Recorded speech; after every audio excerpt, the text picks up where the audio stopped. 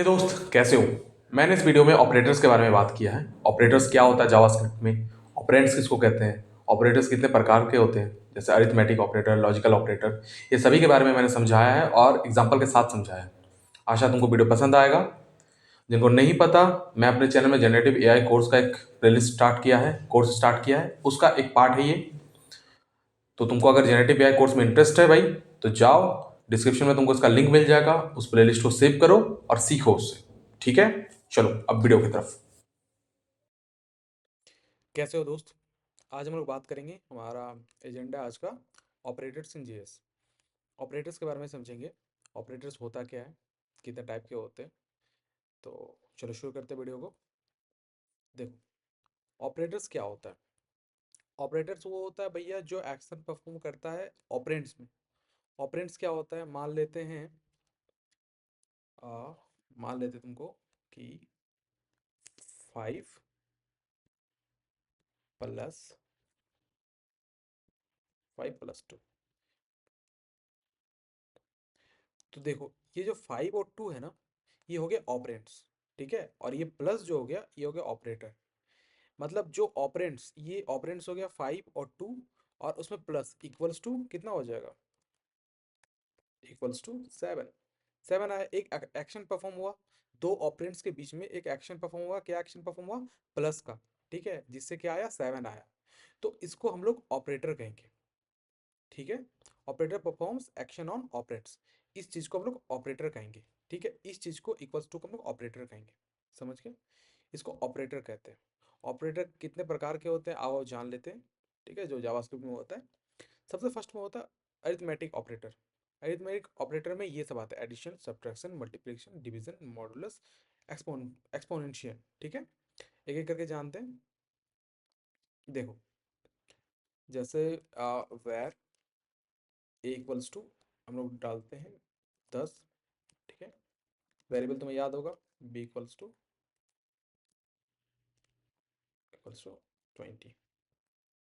ठीक है,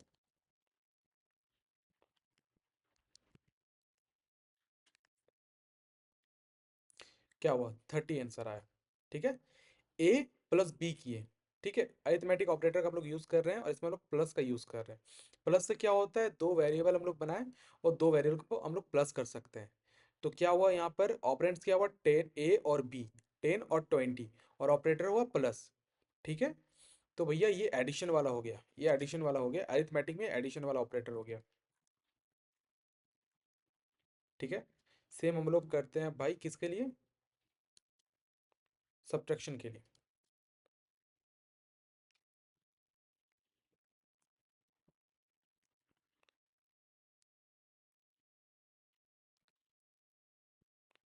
देखो, सॉरी, एक हम लोग 10 डाले हुए थे और B 20 डाले हुए थे। 10 छोटा है, 20 बड़ा है, इसलिए -10 आंसर आया। लेकिन तुम समझ गए। ठीक है, चलो इसको चेंज कर देते हैं, इसको हम लोग 30 कर देते हैं। सॉरी, 40 हो गया, और चलो इसको 30 कर देते हैं। अब देखो, ये 70 हो गया ऊपर में प्लस, और नीचे क्या हो गया, 10 हो गया। ठीक है, माइनस कर दिए। उसके बाद क्या है, उसके बाद है मल्टीप्लिकेशन। चलो आओ ये भी करते हैं।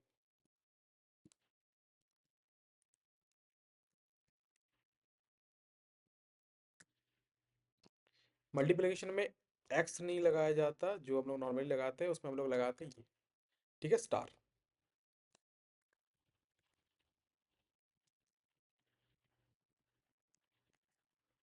मल्टीप्लिकेशन, देखो इतना। ठीक है, तो मल्टीप्लिकेशन का हो गया। उसके बाद है डिवीजन।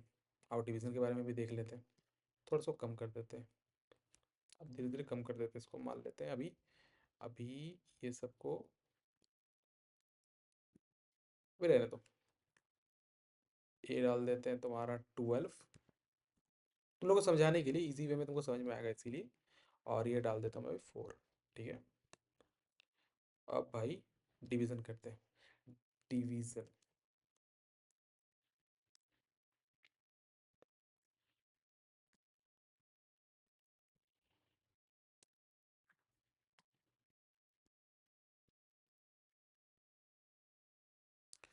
3, दिख रहा, डिवाइड हो गया, ये डिवीजन हो गया। अब क्या है, अब तुम्हारा मॉड्यूलस। अब देखो मॉड्यूलस को ध्यान से समझो। मॉड्यूलस मतलब होता है रिमाइंडर, कितना रिमाइंडर बचता है। मान लेते हैं यहाँ पे 13 हुआ, ध्यान देना इसको, ठीक है। ये इसको डिवाइड करेगा, ठीक है, ए और बी को डिवाइड करेगा मॉड्यूलस, और जो रिमाइंडर आएगा ना वो उसका सॉल्यूशन देगा। एग्जांपल के तौर पर देखो, अभी तुम, अभी मैंने वेरिएबल ए 13 लिया और वेरिएबल बी 4, ठीक है।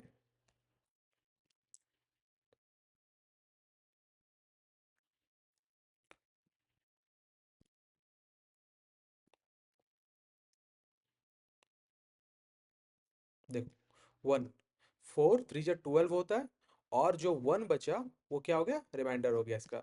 तो इसको हम लोग क्या कहेंगे भाई, इसको कहेंगे मॉड्यूलस, ठीक है।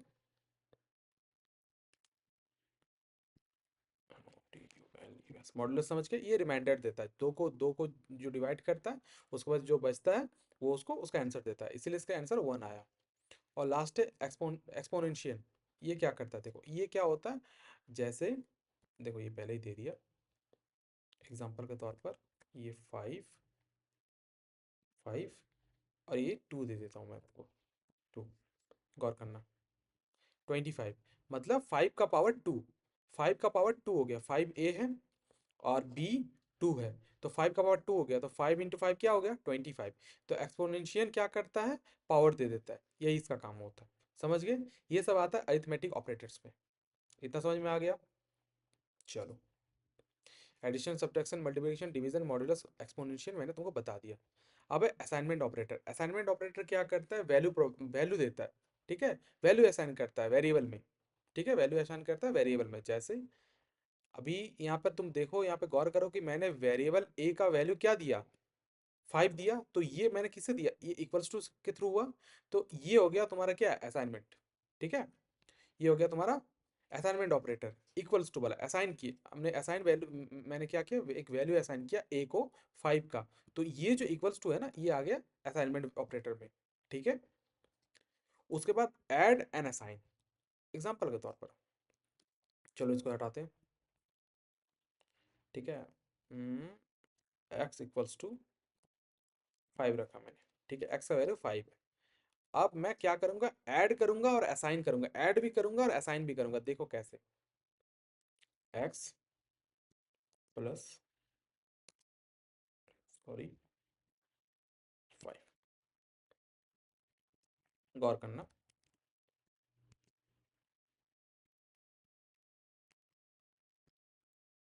10 हो गया। कैसे 10 हुआ, हमारा वैल्यू पहले एक्स का वैल्यू कितना था, 5 था, उसके बाद हमने क्या कहा कि भाई एक्स में प्लस कर दो 5 और असाइन कर दो, ठीक है, मतलब इसमें प्लस 5 कर दो, इसको अगर बोला जाए तो पहले हमारा वैल्यू क्या था, पहले हमारा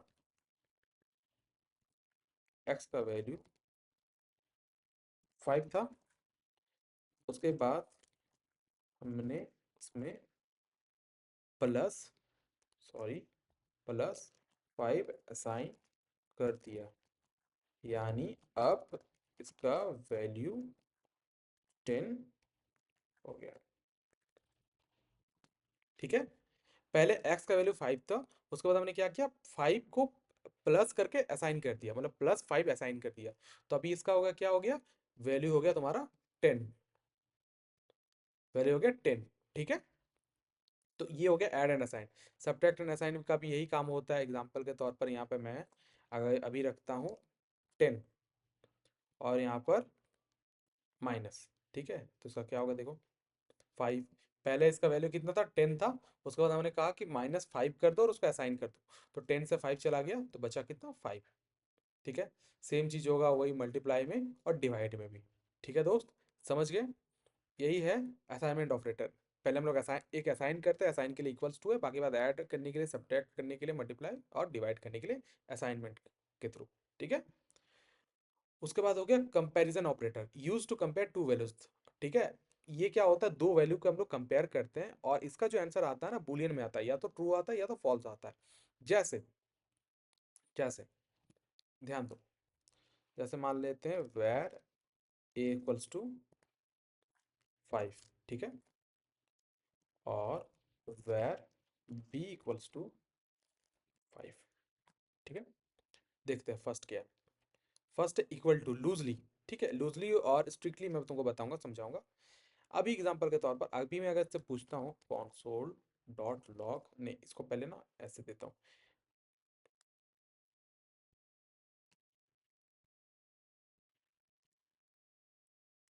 ए क्या आया, ट्रू। देखो वेरिएबल हमारा ए क्या था, 5 था, और वेरिएबल बी क्या था, 5 था, ठीक है। तो हमने पूछा क्या इक्वल्स टू ए और बी इक्वल सेम है, इक्वल टू सेम है, तो ये बोला हाँ सेम है, ठीक है। क्या आ जा रहा है यार, ट्रू आ जा रहा है। लेकिन तुम एक चीज गौर करो यहाँ पे ना, ये नंबर है और ये स्ट्रिंग है। याद है मैंने कहा था कि सिंगल कोटेशन मार्क या डबल कोटेशन मार्क में अगर दिया हुआ रहे कोई भी चीज तो स्ट्रिंग है। लेकिन ये फिर भी क्या बोल रहा है, दोनों सेम है, क्यों? क्योंकि ये वो गौर नहीं कर रहा कि टाइप क्या है, ये बस गौर कर रहा है कि ये 5 लिखा हुआ है, ये भी 5 लिखा हुआ है, तो भैया ये दोनों सेम है। लेकिन लेकिन अगर हम लोग 3 इक्वल्स टू लगा देते हैं, 3 इक्वल्स टू लगा देते हैं, देखो, और एक इक्वल्स टू हम लोग लगा देते हैं, तब देखना यहाँ पे फॉल्स आएगा। फॉल्स क्यों फॉल्स आया?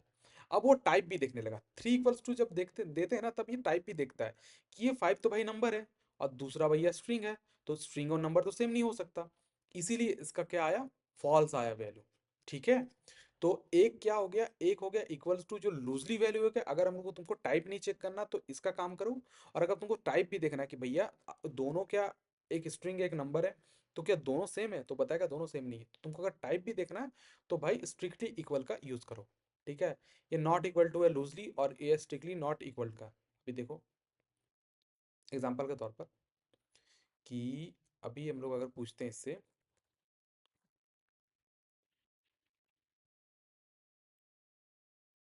फॉल्स, ये बोल रहा है कि क्या 5 और 5 इक्वल नहीं है, इसका मतलब होता है ना, इस चीज का मतलब होता है नो। याद रखना कोड के ये में इसको हम लोग नो का यूज करते हैं, इसको नो, ठीक है, नॉट का यूज करते हैं या नो का यूज करते हैं इस पंचुएशन मार्क का, ठीक है। तो यहाँ पे ये पूछ रहा है कि क्या 5 और 5 इक्वल नहीं है, तो ये बोला गलत, आप गलत बोल रहे हैं, दोनों इक्वल है। क्यों? क्योंकि मैंने कहा था कि हम जब एक वाला देते हैं, देखो हम जब एक वाला देते हैं मतलब यहाँ पर दो दे रहे थे तब यहाँ पे लूजली चेक कर रहा था, तीन दे रहे थे तो क्या स्ट्रिक्टली चेक किया, लेकिन जब नॉट इक्वल टू और स्ट्रिक्टली नॉट इक्वल टू आएगा ना, तब इसमें एक और दो में आएगा, एक इसमें दो था इसमें एक हो गया, इसमें तीन था यहाँ पे दो हो गया, ठीक है। तो जब हम लोग पूछेंगे कि नॉट इक्वल टू, क्या ये दोनों नॉट इक्वल टू है, ये दोनों क्या सेम नहीं है, तो बोला नहीं ये लोग दोनों सेम है, क्यों? क्योंकि 5 और 5 है। लेकिन अगर हमने इसमें फिर एक इक्वल्स टू और बढ़ा दिया तो ये बोलेगा ट्रू, सेम नहीं है, क्यों? क्योंकि एक भैया क्या है, एक हमारा है स्ट्रिंग और एक है नंबर, इसीलिए बोल रहा है कि नहीं ये दोनों सेम नहीं है। तो हम लोग जब दो करेंगे और एक पंक्चुएशन मार्क देंगे तब ये स्ट्रिक्टली चेक करेगा, दोनों को टाइप चेक करेगा, और एक में टाइप नहीं चेक करेगा, नॉर्मली चेक करेगा, ठीक है। उसके बाद ग्रेटर देन लेस देन, तुमको पता है कोई कौन सा ग्रेटर देन होता है कौन सा लेस देन होता है, ग्रेटर और इक्वल टू वाला, ठीक है। तो समझ गए, इसको कहते हैं भैया कंपैरिजन ऑपरेटर। अब आता है logical operator, logical and, logical और लॉजिकल नॉट। अब एक एक करके जान लेते हैं। लॉजिकल एंड किसको कहते हैं? लॉजिकल एंड उसको कहते हैं भैया return true only if all condition true, if all any condition is false the result is false. इसमें जब दोनों दोनों तुम्हारा सही होता है ना, तब जाके लॉजिकल ऑपरेटर में ट्रू या फॉल्स आता है, ठीक है। तो जब दोनों चीज सही रहेगा ना, एंड मतलब ये भी और ये भी, जब दोनों चीज सेम आएगा तो भैया ये ट्रू देगा। एग्जाम्पल के तौर पर जैसे वेरिएबल ए मैंने बनाया इक्वल्स टू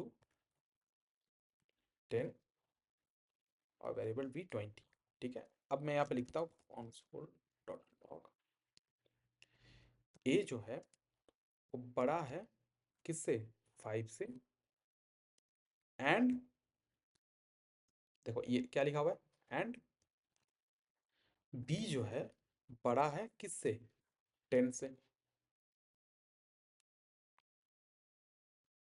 देखो आंसर ट्रू आया, ठीक है, आंसर ये अभी ट्रू आया जस्ट नाउ, देख लो पहले वाला नहीं है, ठीक है। तो ट्रू आया, क्यों? क्योंकि ये दोनों चीज सही है। हमारा जो 10 है, हमारा जो वेरिएबल ए है वो 5 से बड़ा है ना, क्योंकि ये 10 है, और वेरिएबल बी जो है वो 10 से बड़ा क्योंकि 20 है। तो जब दोनों सही हुआ ना, तो भाई यहाँ पे ट्रू आया। अगर मैं यहाँ पे लिख देता कि, यहाँ पे लिख देता मैं 5,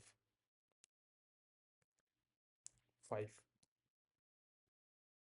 तो हम लोग फॉल्स देता। क्यों? क्योंकि इसमें से एक गलत हो गया। वेरी बी जो है, बी बी क्या है, 10 से बोल रहा है बड़ा है, नहीं, क्योंकि बी छोटा है, 5 है, यहाँ पे मैंने 5 दे दिया, इसलिए यहाँ पे फॉल्स आ गया। तो ये होता है भैया लॉजिकल एंड का काम। ठीक है, लॉजिकल एंड का काम। लॉजिकल और return true if at least one condition. ये जैसे मैं एंड में कोई एक भी अगर इसमें से सही हो ना तो ये ट्रू दे देगा। ठीक है, एक भी अगर अगर सही हो तो वो ट्रू दे देगा। ठीक है, जिसमें क्या था कि दोनों सही होना चाहिए, लेकिन लॉजिकल और में एक भी अगर सही दे दो तो सही हो जाएगा। Return false only if all condition are false. और ये फॉल्स तब देगा जब दोनों गलत होगा। जैसे अभी मैं इसको इस जगह पर क्या करता हूँ, एंड का काम हो गया, और का काम ऐसे है, दो लाइन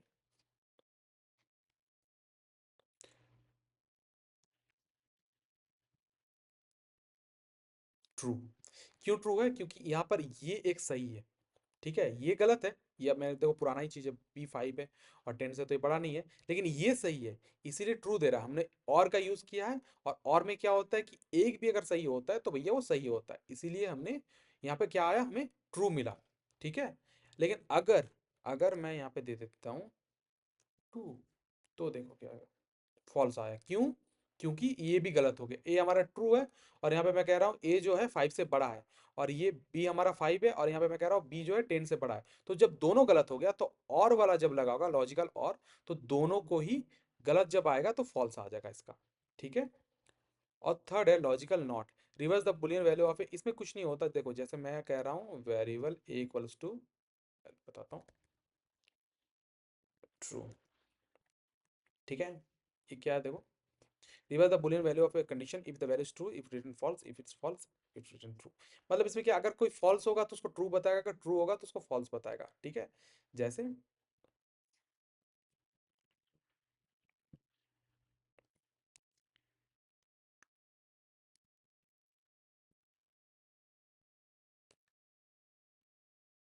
false बता रहा है।